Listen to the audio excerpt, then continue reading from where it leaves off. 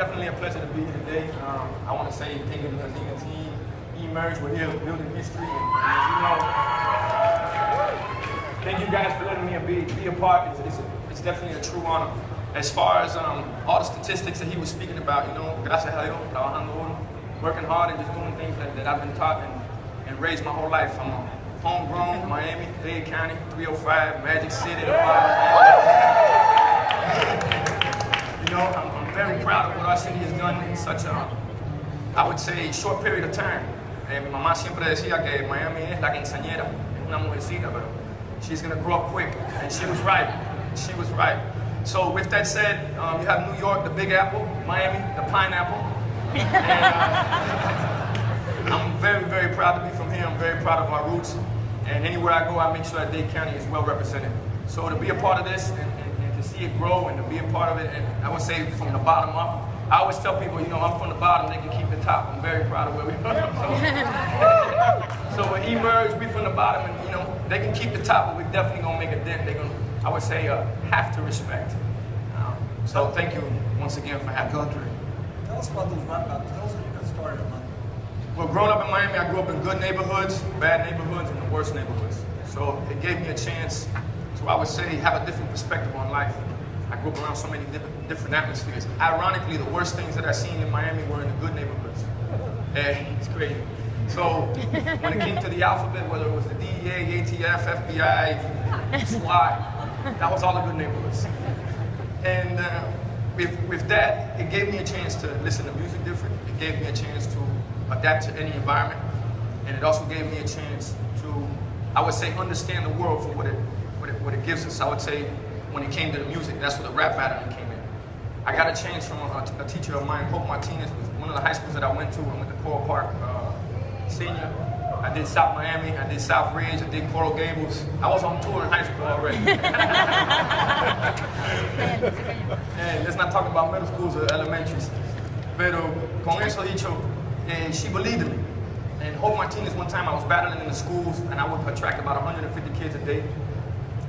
She always thought that it was a fight going on, or she thought it was a fight going on, and when she broke through it, she seen that we were rapping, and she said, "Do you do this every day?" I said, "Yeah." She said, "You have talent." I'm like, man, whatever, you know. I didn't care about that at the time, to be honest with you.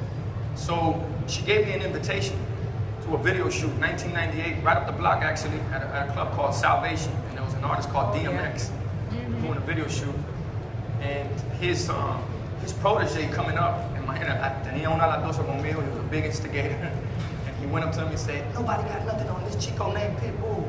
And he's like, "No, you don't want DMX." He brought me Dragon. Battle Dragon. They thought that we were out in 3 rounds. Actually, Swiss Beats was right next to me. He said, "He'll burn you in 3 rounds." Went 8 rounds. We burned Dragon.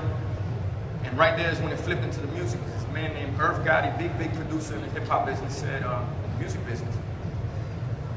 He said, "Do you write music?" I said, "Nah, I don't write, I just freestyle, thinking that I'm cool." He said, "Yeah, that freestyling shit don't make no money. You better write music." I said, "Whoa." Clicked on, and ever since then, I haven't looked back. So I want to say thank you to Hope Martinez for believing in me, really appreciate it. And Irv Gotti for obviously giving me that insight. And with that said, I've applied everything to our city, because our city was never respected when it came to music, even though we were big parts of history. When you have people like 2 Live Crew, maybe their music wasn't accepted, but you have someone like Luther Campbell who fought for the First Amendment that even gave a chance for us to even rap about what we wanted to rap about. So it's kind of like he got stripped of his history. And I said, if I ever want to be something in Miami, I need to come through the king of Miami when it comes to music. So I started dealing with Luther Campbell. And one thing that Luke taught me was an independent state of mind. At the time when he was doing records, he was pressing up his own records. He was putting out his own music with no label. And that's why we're here today. You know, that's the way I apply the same philosophy. It's doing it independently, starting up, you know, whether it's startups, but definitely starting from the ground up, and always going against people that never believed, whether it was music, whether it's the idea, and whatever the future may bring. So that's basically in a nutshell what we're doing here today, and a little bit of Crash Course 101 on Armando Pitbull. One of the things as I've gotten to know you, Armando, is work ethic. Always. Because people think that Armando's a fun and party guy, and I'll tell you, he is a fun and party guy. I can vouch for that. But I can tell you that one of the things that have really impressed me about Armando is because now you're saying to people, Hope Martinez gave you the chance got there, tell the kids out there, tell everybody about your work ethic. Tell them how hard, because they have no idea how hard you work. Well, you know what they say, work hard, you play harder, right? And for me, it's all about hard work. I'm in a business where it's 90% business, 10% talent. I wouldn't want the most talented person on my line. I want the hardest worker. I want the one that learns, that I would say that doesn't understand the word lose. I never understood the word lose, only the word learn, not failure, opportunity, no problems, just solutions.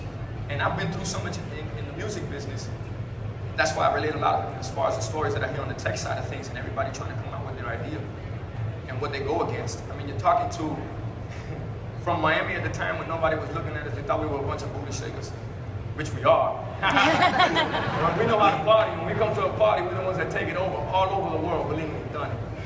And white, Cuban, blue eyes, you know, rap bien, que ya sabemos que la jugada ahí es diferente. Okay, no, y hablando español, imagínate. So, I go back, man, I go back to the upbringing de todos los dichos, que uno lo usa todos los días. Vago trabaja doble, lo barato sale caro, dime con quién tú andas, le digo quién tú eres, paso corto, vista larga. I mean, all these things is what I've taken and applied to what it is in the music business. I'm not the best rapper. I don't want to be the best rapper. But goddamn it, I'm the hardest worker. You know, out of all them, while they knocking out one record, I'm knocking out 7. While they thinking about performing at award shows, I'm thinking about owning them. It's just a different perspective, and I think that has a lot to do with, you know, my abuela's mentality. Estaba en la Sierra Maestra, mi mamá que vino en Pedro Pan, mi papá que trajo votos en Mariel. A lot of that, I would say that upbringing is what allows me to go out there and work real hard. For everybody out there now living in a society that we have instant gratification, anybody that's a hard worker now is especially, I would say, it's in a great position to take over everything, because everybody wants it, you know, ahora mismo, you know what I'm saying? Paso corto, vista larga, which for those who don't speak Spanish means short steps, long vision. You apply that, I promise you one way or another you're going to be successful. That's great. Well, as you know, as we talk